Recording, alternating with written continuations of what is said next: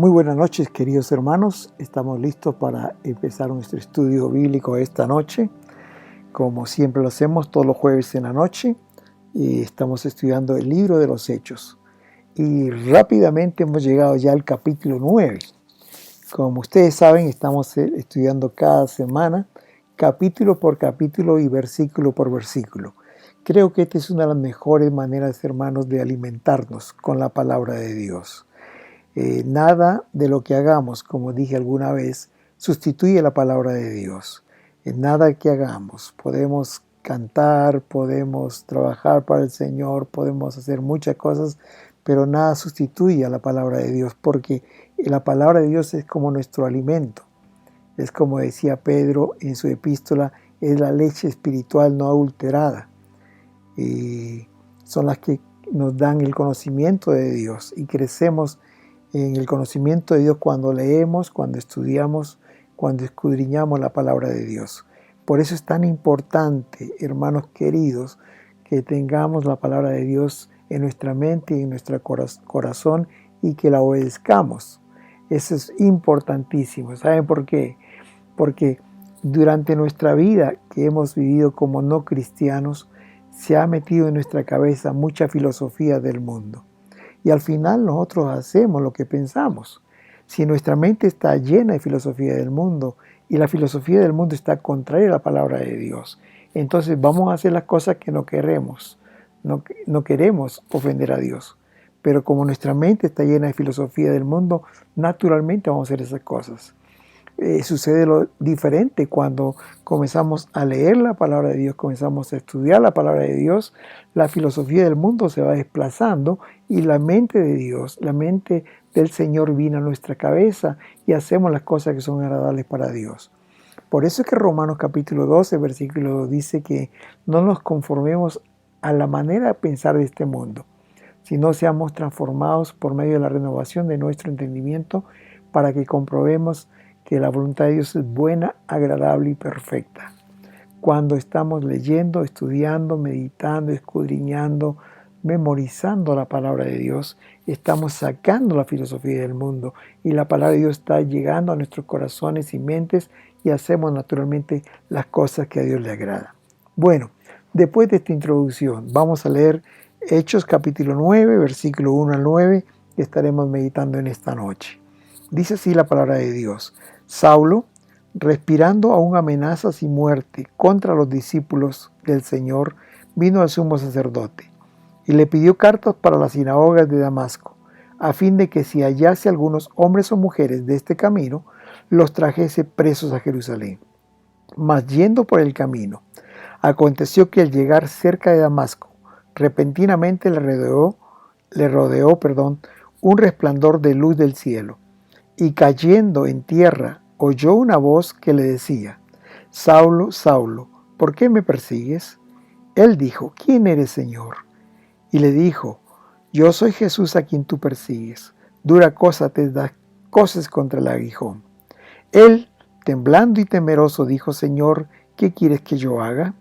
Y el Señor le dijo, levántate y entra a la ciudad, y se te dirá lo que debes hacer. Y los hombres que iban con Saulo se pararon atónitos, oyendo a la verdad la voz, mas sin ver a nadie. Entonces Saulo se levantó de tierra y abriendo los ojos no veía a nadie.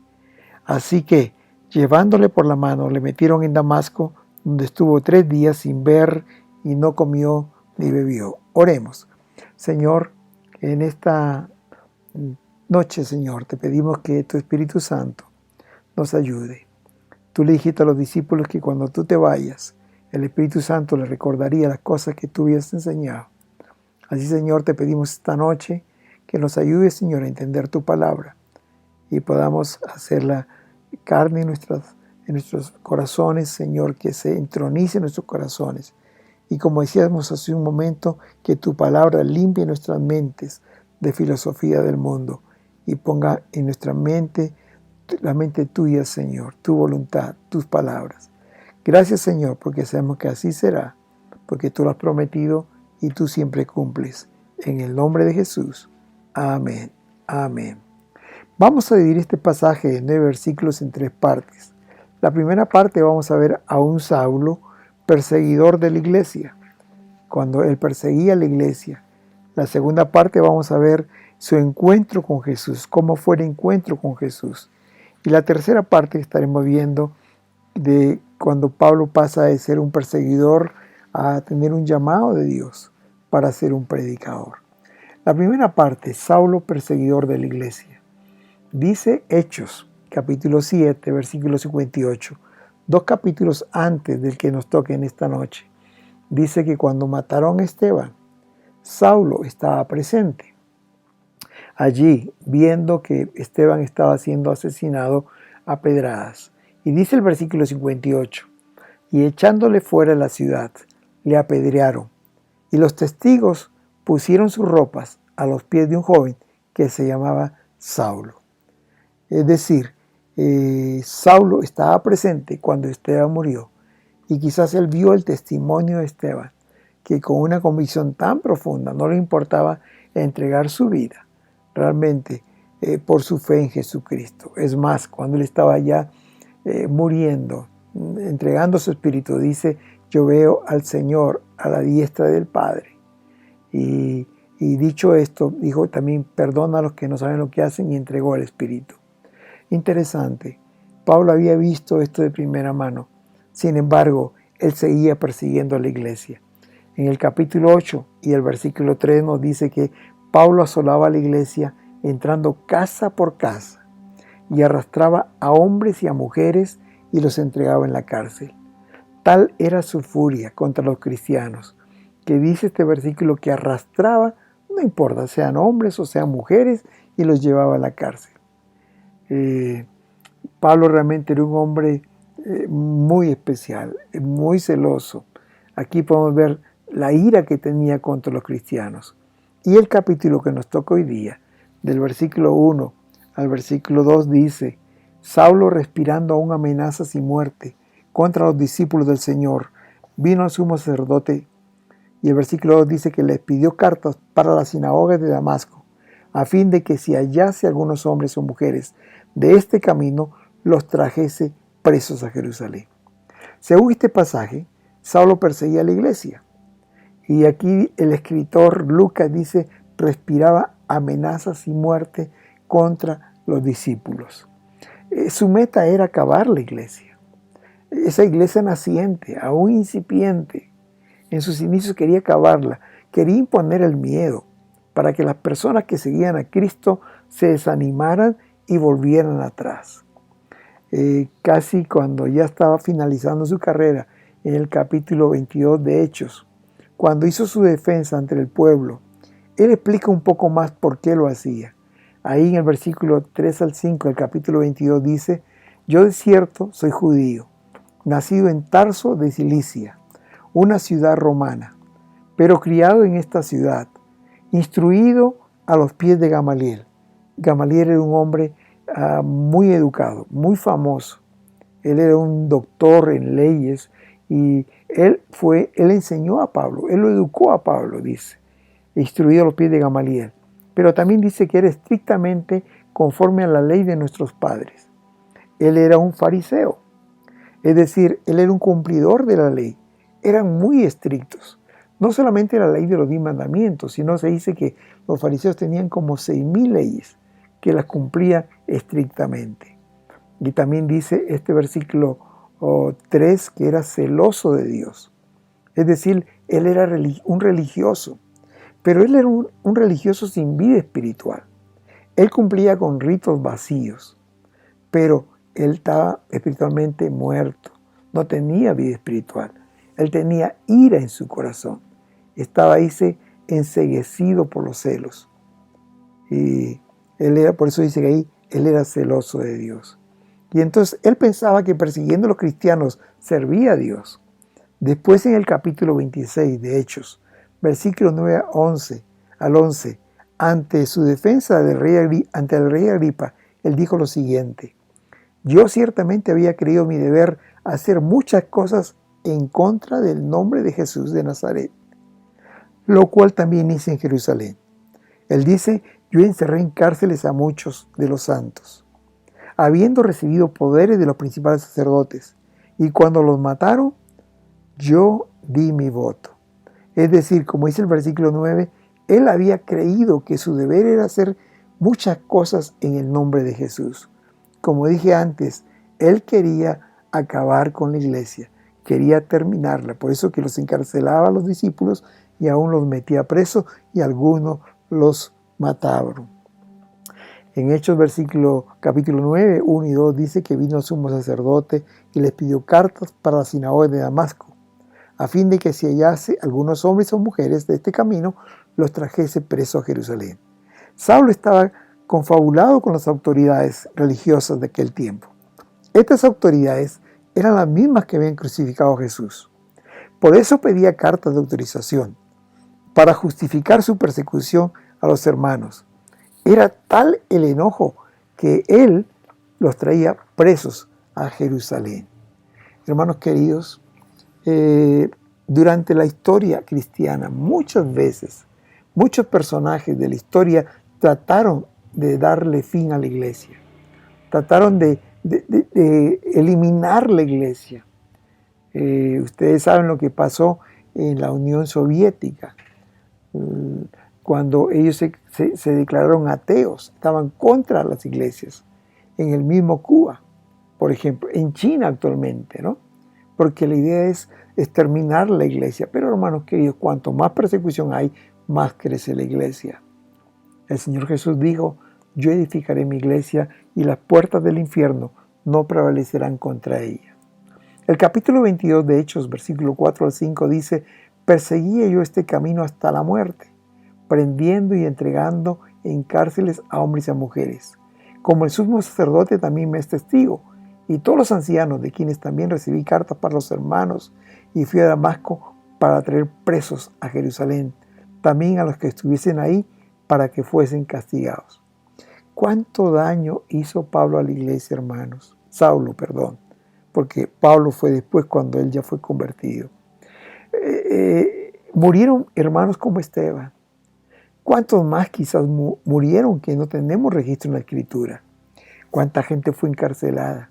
¿Cuánta gente fue castigada inocentemente? ¿Cuánta gente fue azotada? Porque por ese celo equivocado, por su ceguera espiritual de este hombre, él pensaba que era su deber perseguir a los que seguían a Jesús, el nombre de Jesús y a sus seguidores. Hoy también, hermanos queridos, muchas personas están en la misma condición. Están siendo asesinados por su fe. En otras partes del mundo también la iglesia es perseguida, hermanos. Y yo creo que eso debe tocar nuestros corazones. Porque al saber que hay cristianos que están dando sus vidas, que están siendo asesinados por seguir a Cristo, esto nos debe, en primer lugar, como iglesia, llevar a orar por ellos, interceder por esos pastores, interceder por esas familias que están siendo perseguidas, como le llaman la iglesia subterránea, porque se reúnen en catacumbas, se reúnen en lugares escondidos para alabar, para adorar al Señor, así como están en China ahora. Pero también, al conocer esto, hermanos queridos, esto debe de llevarnos a dar gracias a Dios por la libertad que disfrutamos. Hoy podemos alabar al Señor. No somos perseguidos, no estamos presos, menos nos asesinan por alabar al Señor. Y esto debe ser un motivo de gratitud a Dios. Pero también, hermanos, en esta noche damos gracias a Dios por el ejemplo de esta iglesia primitiva. Quienes no retrocedían, quienes no se amilanaban, al contrario, como dice la misma palabra, con mayor denuedo hablaban del Señor Jesús, predicaban, testificaban en todo lugar. En segundo lugar, veamos el encuentro que tuvo Saulo con Jesús. Dice el versículo 3 al versículo 5 del capítulo 9, mas yendo por el camino aconteció que al llegar cerca de Damasco, repentinamente le rodeó un resplandor de luz del cielo, y cayendo en tierra, oyó una voz que le decía, Saulo, Saulo, ¿por qué me persigues? Y él dijo, ¿quién eres, Señor? Y le dijo, yo soy Jesús, a quien tú persigues. Dura cosa te dar coces contra el aguijón. Uno de esos días que estaba yendo a Damasco, casi al llegar a la ciudad, le salió al encuentro Jesús. Y tres cosas nos relata el versículo que pasaron en su encuentro con Jesús. Lo que Saulo no sabía es que no estaba persiguiendo a los cristianos, realmente estaba persiguiendo a Jesús. Dice el versículo 3 que repentinamente le rodeó un resplandor de luz del cielo. Dios se manifestó a Saulo a través de una luz. Era tan brillante que lo dejó ciego. No olvidemos que el Señor dijo: yo soy la luz del mundo, que el que me el que me sigue no andará en tinieblas. Y esta luz fue tan fuerte que a Saulo lo dejó ciego. La segunda cosa que le pasó es que ante esta luz Saulo cayó a tierra, cayó postrado, cayó impotente. Aquel Saulo que otras veces había sido poderoso, que tenía carta de autorización en su mano y podía entrar no solo a las sinagogas, sino a las casas de los hermanos y apresarlos. Ahora está impotente, está postrado, está ciego y su rostro sobre la tierra. ¿Cómo se sentiría este Pablo sin saber qué es lo que le había sucedido? Ahora se encontraba en tierra. Y la tercera cosa, después de sentirse sin fuerzas y postrado en tierra, dice la palabra que oyó una voz que le decía: Saulo, Saulo, ¿por qué me persigues? Y él preguntó: ¿quién eres, Señor? Y el Señor le dijo: yo soy Jesús a quien tú persigues. Dura cosa de dar cosas contra el aguijón. No sé, hermanos, si Saulo sabía que se había encontrado con Jesús. Lo que yo puedo intuir es que él sabía que se había encontrado con alguien que era más poderoso que él. El Señor le dijo tres cosas en esta conversación, en este diálogo que tuvo con él, en este encuentro personal. Tres cosas que yo creo que deberían haberle afectado en lo profundo de su corazón. La primera cosa que hizo Jesús es llamarle por su nombre. Y le dijo: Saulo, Saulo.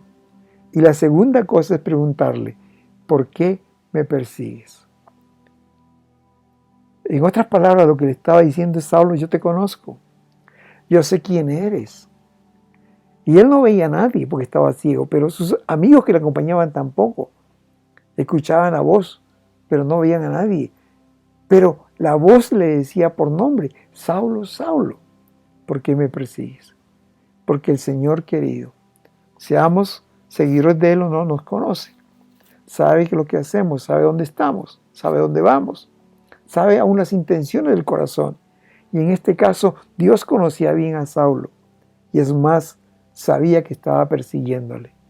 Y me encanta aquí esto: ¿por qué me persigues? El Señor no le está diciendo: ¿por qué persigues a la iglesia? ¿Por qué persigues a los hermanos? No, ¿por qué me persigues? En otras palabras le dice: tú me estás persiguiendo a mí. Cuando yo escucho estas palabras de Jesús, también escucho, hermanos, entre líneas, una defensa a sus discípulos. Porque Él está diciendo, en otras palabras: quien persigue a mis discípulos, a mí me persigue. Es decir, no estás persiguiendo a los hermanos, me estás persiguiendo a mí.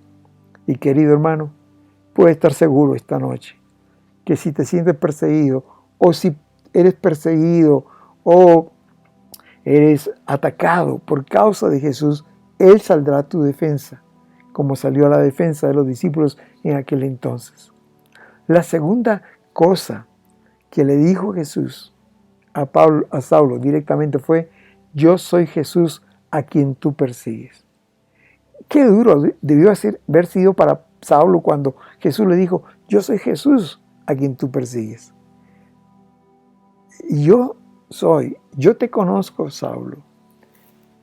Te conozco por tu nombre, sé quién eres, sé a dónde ibas, sé lo que ibas a hacer, pero quiero decirte que tú me estás persiguiendo a mí. Y fue tremendo. Yo no sé cómo eso pudo llegar al corazón de Pablo. Sin duda debió afectarlo muchísimo. Y la tercera cosa que le dijo es: dura cosa de dar cosas contra el aguijón.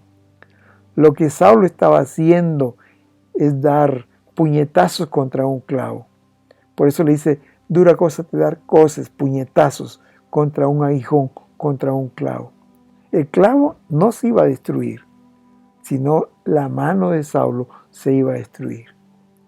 Queridos, este encuentro de Saulo con Jesús fue tan dramático, quedó marcado en la vida de este hombre Saulo, que nunca jamás lo pudo olvidar. A mí me impresiona siempre que pienso en esto, que aun cuando está casi al final de su carrera, él recuerda aún la hora en que se encontró con Jesús. En el capítulo 22, el versículo 6 y 7 dice lo siguiente: pero aconteció que yendo yo, al llegar cerca de Damasco, como a mediodía, de repente me rodeó mucha luz del cielo y caí al suelo. Él dice, como al mediodía. Hermanos queridos, nunca pudo olvidar ni siquiera la hora. Pregunto, ¿recuerdas el día que te encontraste con Jesús? ¿Recuerdas el día que el Señor vino a tu corazón? El día que le dijiste como Saulo, no puedo más. Señor, ¿quién eres? ¿Qué quieres que yo haga? Ese día es el día de nuestro segundo nacimiento. Alguien ha dicho que nosotros los cristianos nacemos dos veces. El día que nacimos físicamente, que fue en un lugar, un día y a una hora, y el día que nacimos espiritualmente, que también fue en un lugar, un día y a una hora específica. Yo recuerdo el día que me entregué a Jesús. Fue como si fuera ayer también. El día que el Señor vino a mi corazón. Nunca más puedo olvidar. Este encuentro de Saulo con Jesús, él nunca lo olvidó. Y en el libro de Hechos se encuentra relatado en 3 lugares diferentes. En el capítulo 9, que estamos estudiando hoy, el capítulo 22 y capítulo 26.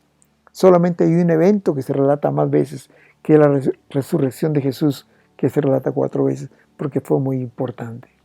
Hermanos, el día que encontramos a Jesús debe ser un día tan importante en nuestras vidas que nunca debemos de olvidarlo. Este es el día de nuestro nuevo nacimiento.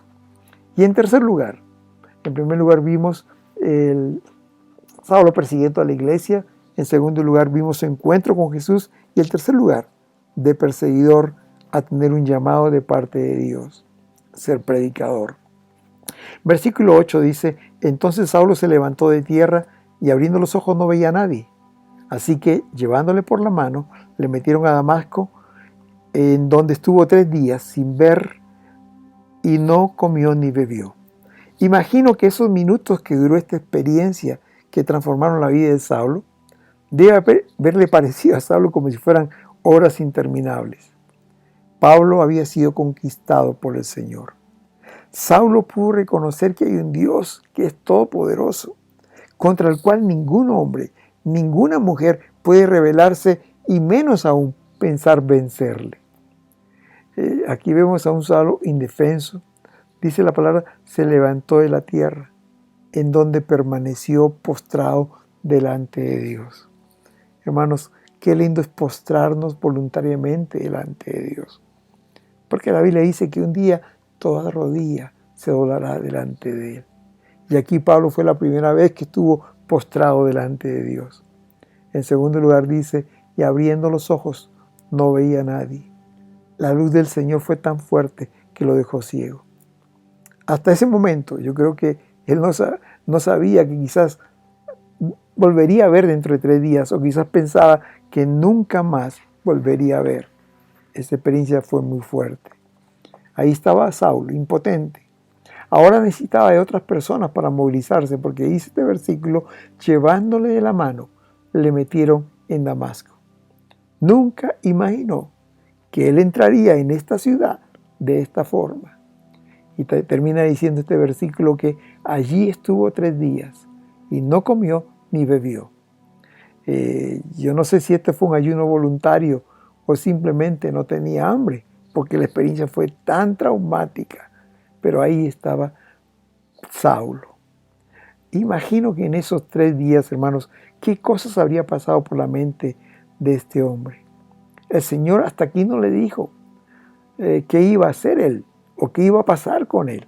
Solo le dijo que vaya a Damasco y ahí se le diría lo que debería de hacer. El versículo 6 del capítulo 9 dice que temblando y temeroso, dijo al Señor, ¿qué quieres que yo haga? Y el Señor le dijo, levántate, entra en la ciudad y se te dirá lo que debes de hacer. Al saber Saulo que era Jesús quien le salió al encuentro, y ahora conociendo de su poder, vino temblando y temeroso delante de Dios. Y él hizo la pregunta que todos debemos hacerle al Señor: ¿qué quieres que yo haga? Después del encuentro con Jesús, esta es la pregunta importante: ¿qué quieres que yo te haga?